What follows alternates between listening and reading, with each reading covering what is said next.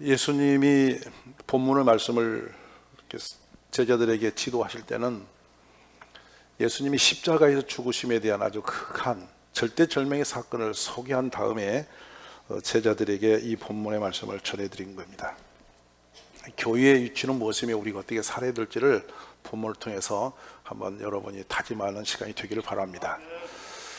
한 12년 전으로 기억이 나는데, 제가 캘리포니아, 오레곤 이쪽에 워싱턴 주를 거쳐서 미국 서부 지역에 집회를 하고 소개를 받았습니다. 우리 아이들에게 정말 좋은 외국 선생님을 제가 이렇게 모셔와서 도움을 받고자 원했던 거예요.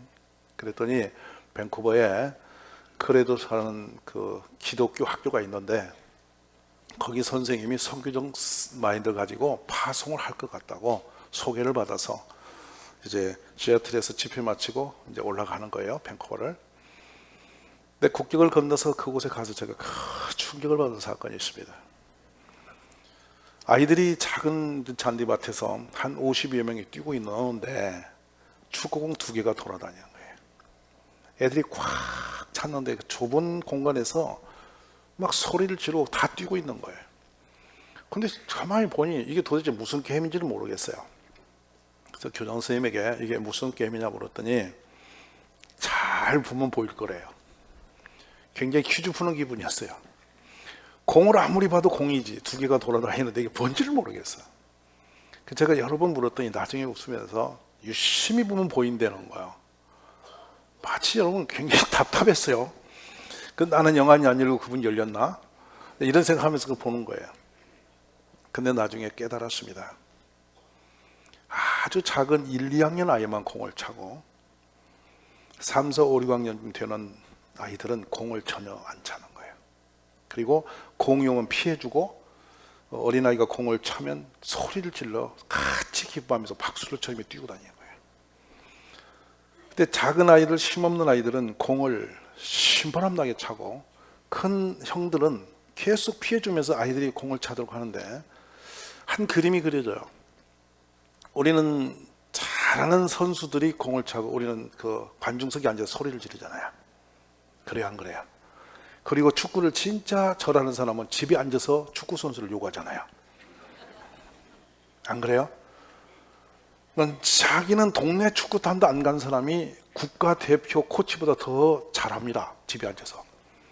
그래, TV를 보면서 저쪽으로 차인데 저랬다고, 저기 당장 해, 그냥 목을 치고 누굴 바꿔야 된다고. 지금 전략과 전술은 우리 집에 다 있어요. 희한해요.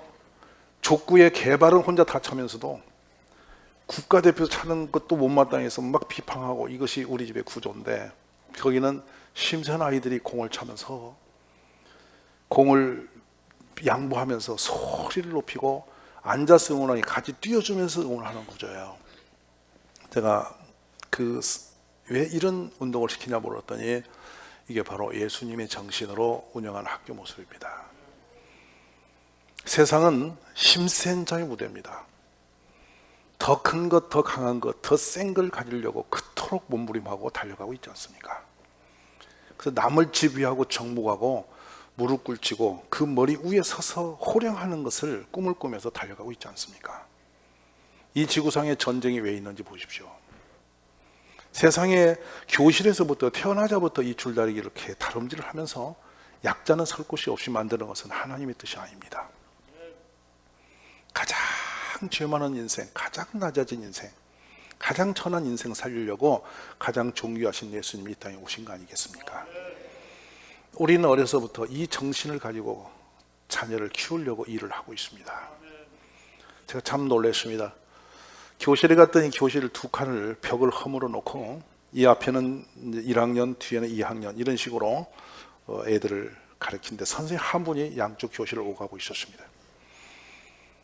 근데 동생들 앞에서 가르치는 시간이 훨씬 많습니다.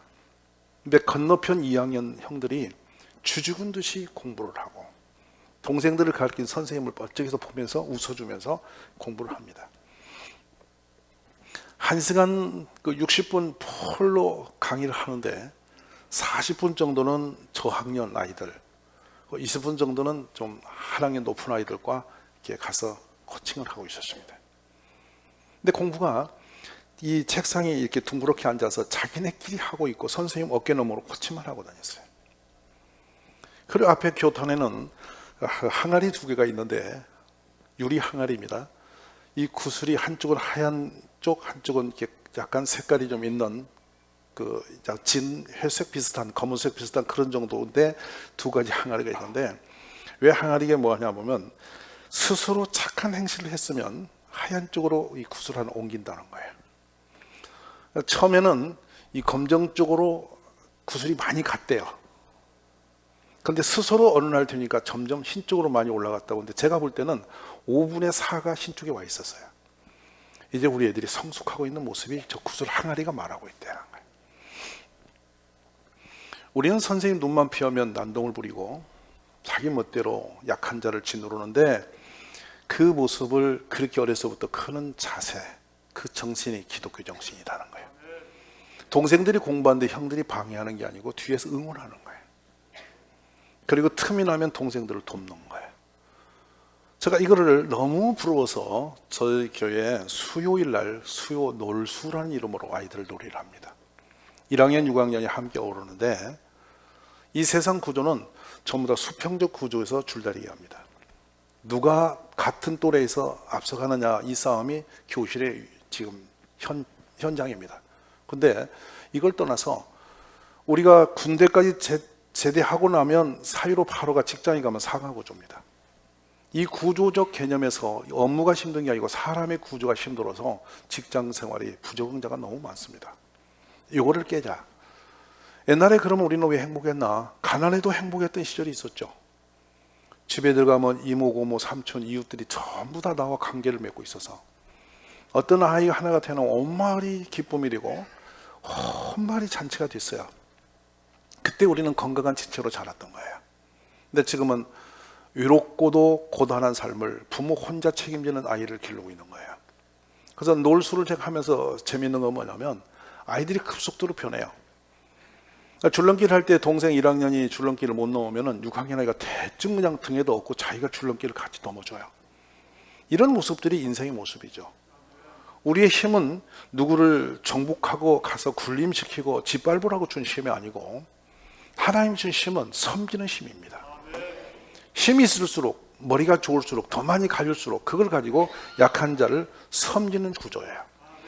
재물이 많으면 재물을 가지고 약한 자를 구제하는 데 쓰는 것이 재물의 의미예요. 이게 청지기 의미죠. 근데 이상하니 교회가 심자랑으로 자꾸 가는 모습이 이 땅에 있어요. 그러면 교회는 얼마 못 견딥니다. 사회에서 배척당하고 주님이 놓아버릴 겁니다.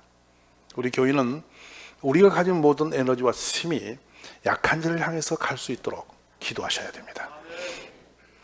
예수님이 예루살렘으로 올라가면서 대제사장들과 서기관들에게 넘겨지고 그들이 죽이기로 결의하고 이방인에게 넘겨주어 그를 조롱하며 채찍질하며 십자가에 못 박게 할 것이니 길 것이나 제3일에 내가 살아나리라.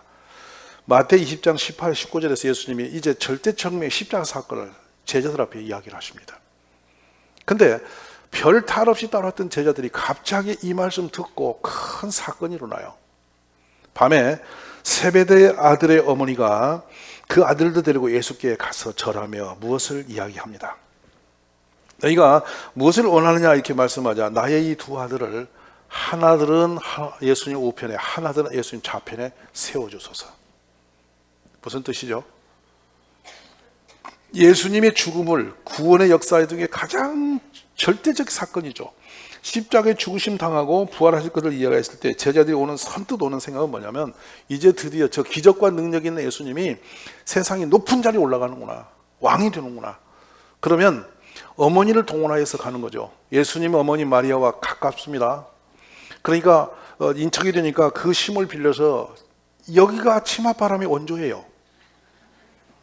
우리 아들 어떻게 잘 세워보고 싶어서 이걸 가지고 엄마가 찾아간 거죠. 아들 데리고. 그래서 예수님 우리 아들 우편 좌편에 세워주세요. 근데 이 비밀이 누설이도 있어요.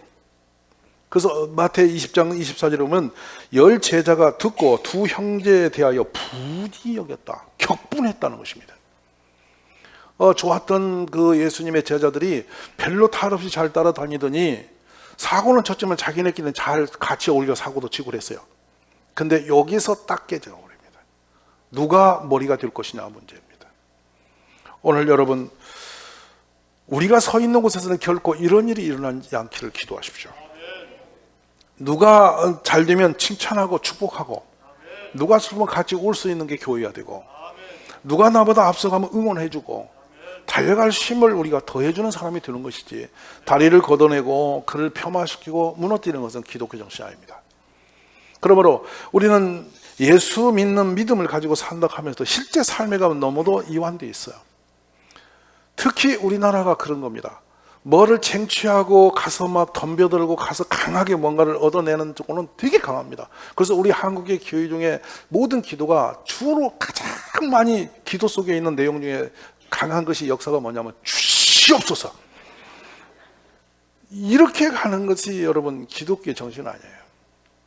가진 거 있으면 내어줄 줄 알고, 힘이 있으면 약한 자를 도울 줄 알고, 언제나 가면 우리는 섬기는 곳에 서는 것이 강한 자의 모습이고, 성숙된 기독교의 정신을 잊지 않으시기를 바랍니다.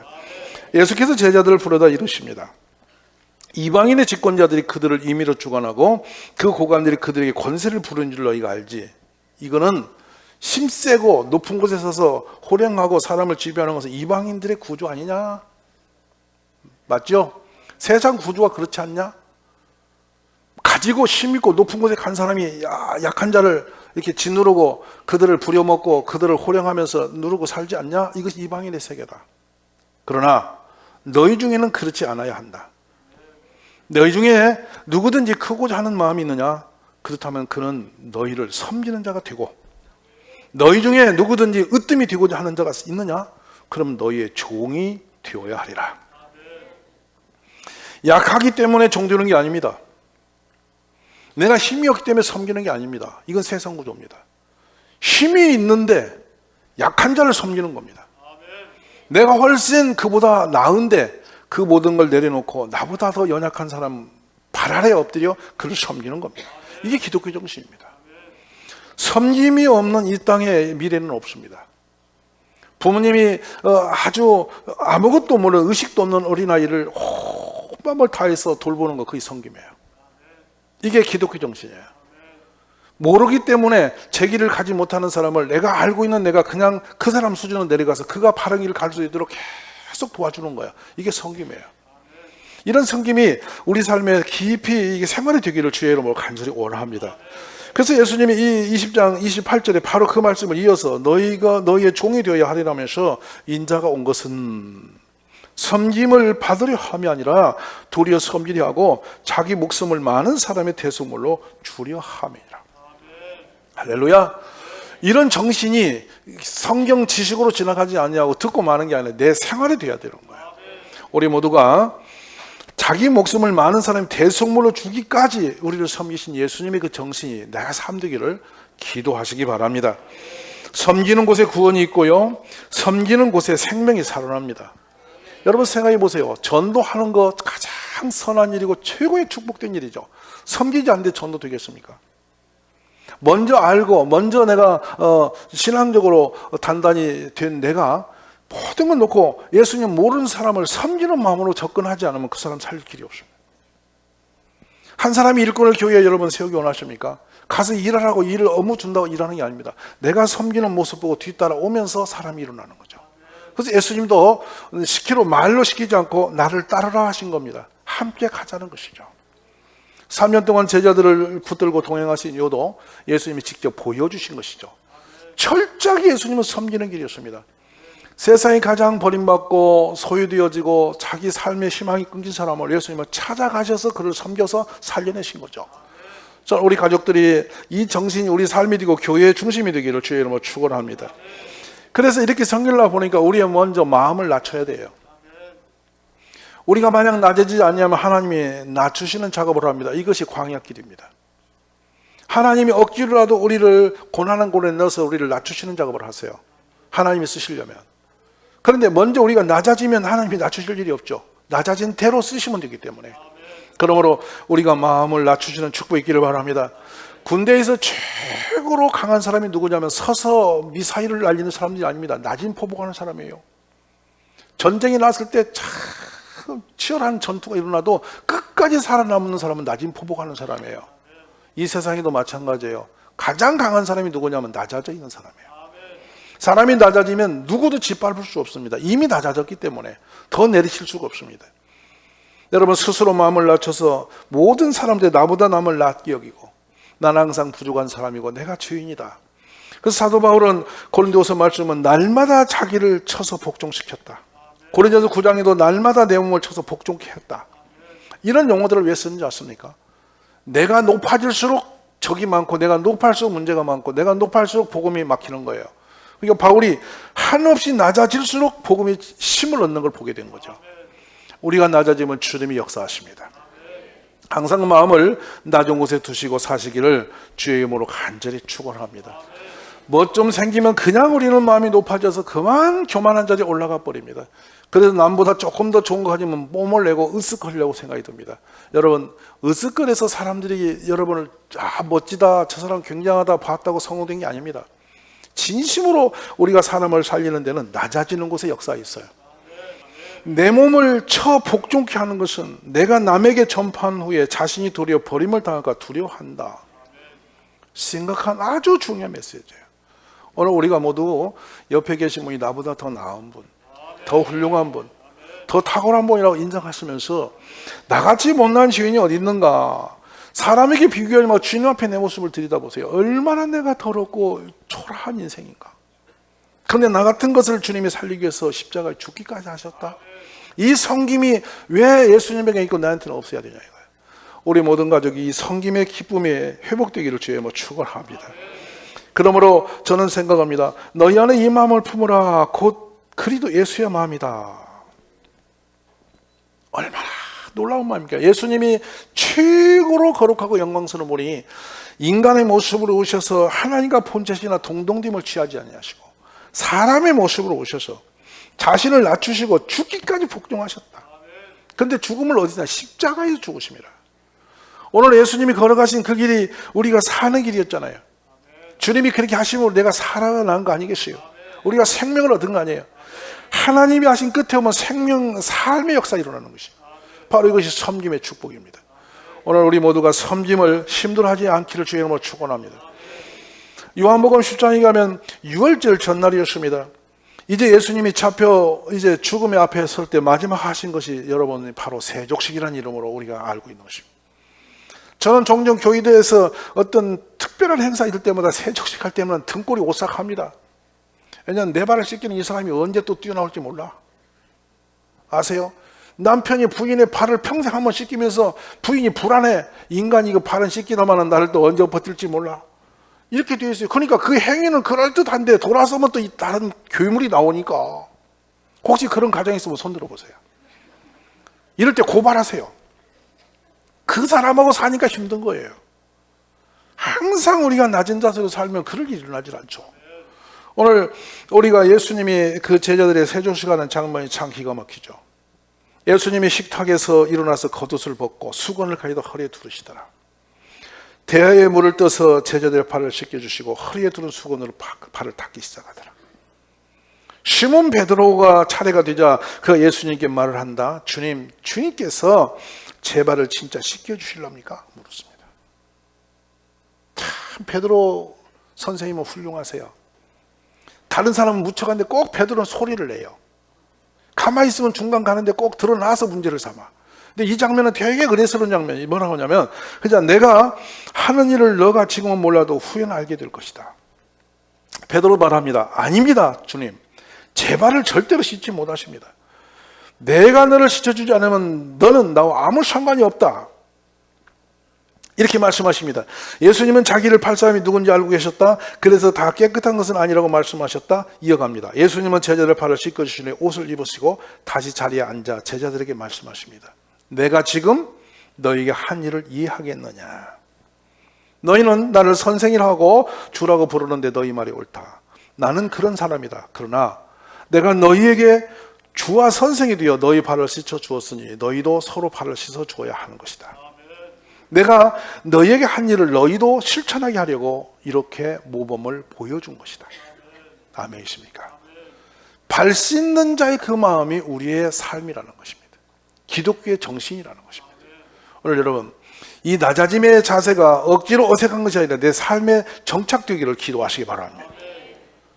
우리는 자꾸만 높아진 곳에 가서 호령하는 자리를 사모하죠. 모든 세상 사람들이 다 높아지기를 원하고 있습니다.